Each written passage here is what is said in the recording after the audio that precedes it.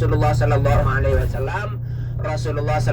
Wasallam keluar dari kota Mekah ingin berdakwah ke kota Taif. Nah, setelah sampai ke kota Taif, Rasulullah Sallallahu Alaihi Wasallam dikabarkan oleh orang kafir Quraisy Mekah bahwasanya kalau ada Muhammad ke kota Taif disuruh usir. Rasulullah Sallallahu Alaihi Wasallam sampai ke kota Taif ingin berdakwah, ingin menyebarkan agama Islam. Namun di waktu itu Bapak Ibu penduduk Taif warganya itu non muslim semuanya, kafir semuanya, 100%. Lanjut. Nah, setelah sampai ke kota Taif, ini lihat di sebelah kiri kita pemandangan Mina. Di sebelah kiri kita. Itulah subhanallah, masya Allah, mudah-mudahan Bapak Ibu semuanya diberikan kesempatan oleh Allah Subhanahu Wa Taala bisa mabit di Mina ini. Setelah Rasulullah tiba di kota Taif, Rasulullah diusir dari kota Taif. Bukan hanya diusir dari orang, dilempari dengan batu Rasulullah Sallallahu Alaihi Wasallam, kemudian dikelilingi dari anak-anak kecil, anaknya orang penduduk Taif. Rasulullah dilempari batu, dicaci maki Rasulullah Sallallahu Alaihi Wasallam, diusir dari kota Taif. Luka Rasulullah, berlumuran darah Rasulullah Sallallahu Alaihi Wasallam. Ketika kita dilempari batu, pasti yang kena apanya? Kepala. Rasulullah itu yang banyak lukanya, yang berlumuran darah di kakinya Rasulullah Sallallahu Alaihi Wasallam. Meskipun Rasulullah diusir, dilempari batu, Bapak Ibu, Rasulullah Sallallahu Alaihi Wasallam tetap sabar. Kemudian Rasulullah Sallallahu Alaihi Wasallam berteduh di bawah pohon anggur. Kemudian malaikat penjaga gunung datang kepada Rasulullah Sallallahu Alaihi Wasallam. Dia berkata, "Ya Rasulullah, gunung yang mana yang saya lemparkan ke penduduk Taif ini?" Apa kata Rasulullah? "Wahai malaikat, jangan." Kata Rasulullah Sallallahu Alaihi Wasallam, "Kalau saya, Bapak Ibu, datang malaikat suruh memilih gunung-gunung yang mana yang suruh lemparin, pasti saya tunjukkan gunung Semeru, gunung apa gitulah." Ya.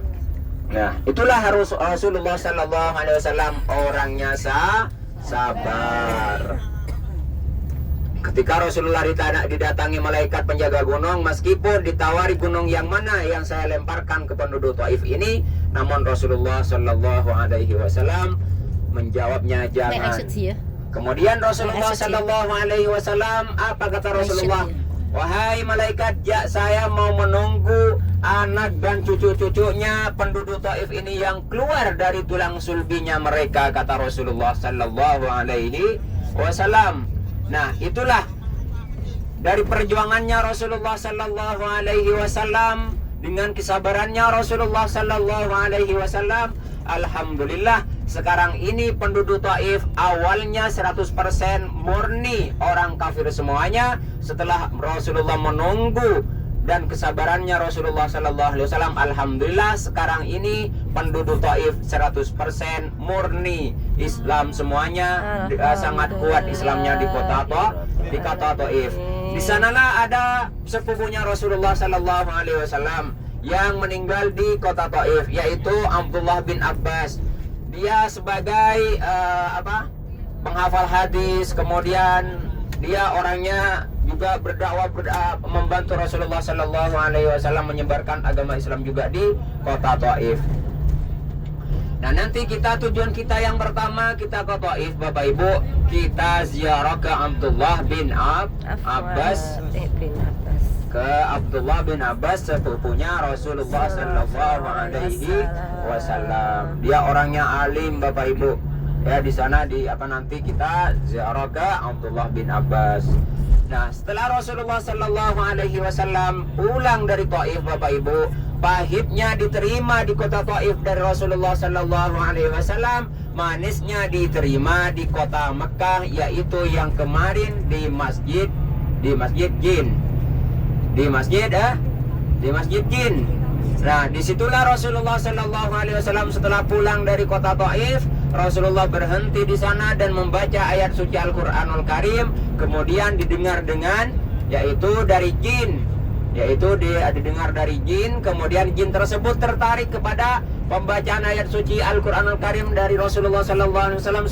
Suaranya sangat merdu, sangat lembut.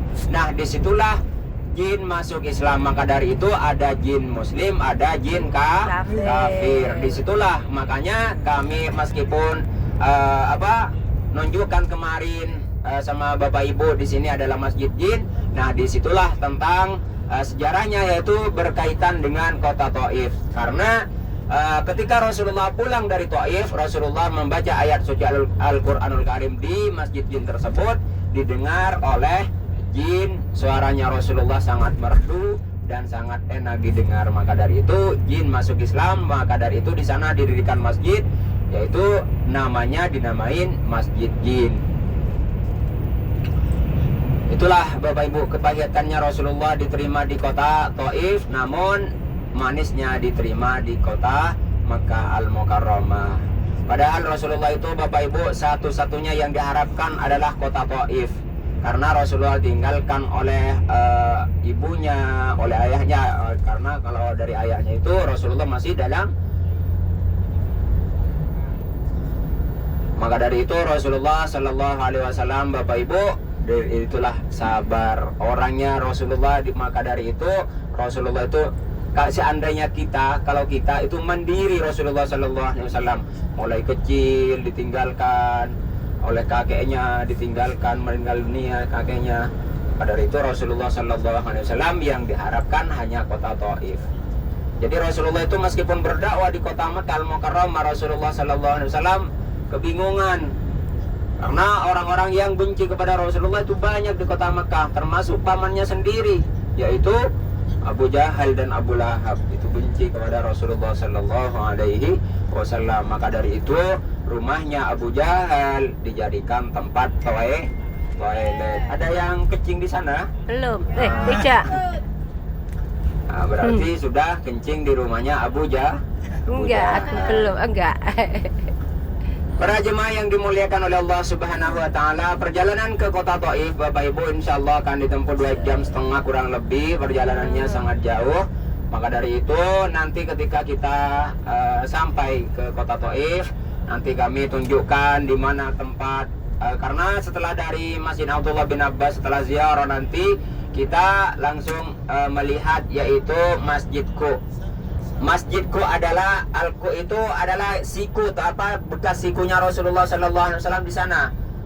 Jadi kalau bawa bis kita tidak boleh turun, kalau bawa mobil kecil boleh turun, bisa melihat tempatnya Rasulullah, yaitu sikunya diletakkan di batu tersebut.